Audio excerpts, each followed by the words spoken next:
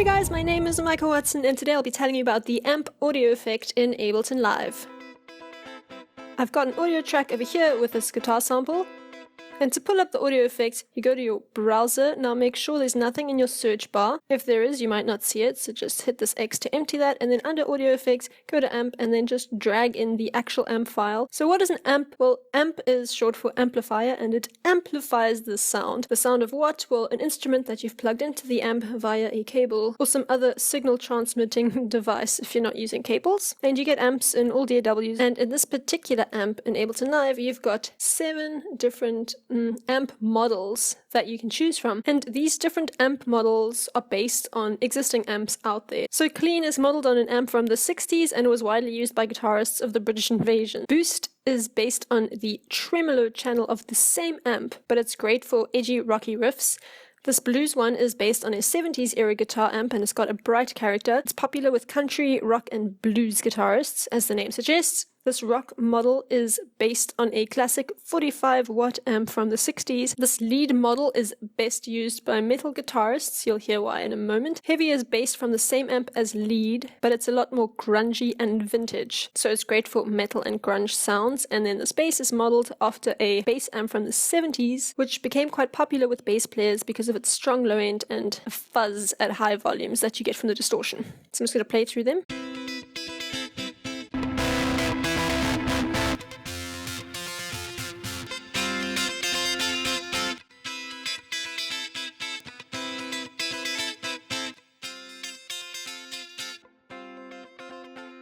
So the last one was just me bypassing the amp so you can hear the sample without the amp. Okay, now all 7 models have the same controls. It doesn't matter which one is active, these knobs don't change. That's really cool.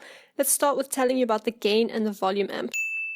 The gain adjusts the level of the input to the preamplifier, while the volume adjusts the output stage of the power amplifier. So what does this mean? The gain is more about how much signal you're letting in from your instrument. And if you're letting in too much signal, then you're going to distort it. But yet you can still use this volume control at the end to control the actual volume of the amp. And this is how you create that distorted effect, by just increasing your gain and then turning down your volume at the end so that your whole track isn't just distorted by this crazy loud guitar. Let me give you an example on, say, this lead.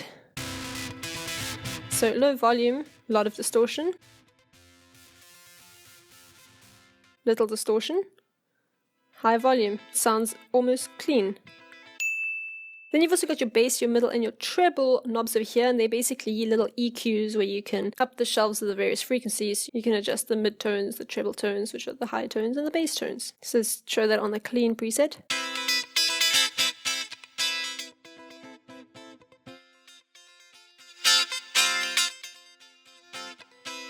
So the treble knob over here creates a kind of thin sound.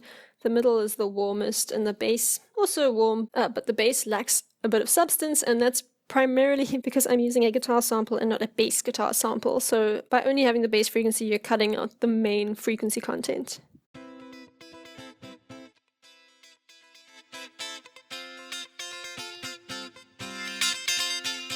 This presence knob over here kind of reminds me of a resonance knob on a synth. It's kind of like an additional control for your mid to high frequencies. The influence this knob has on the sound varies considerably depending on which of these amp models you're using. So just experiment and have some fun with it. Let's show you on this little rock preset. So you can hear it gives it a very kind of shrilly, shrieky, zangy high end.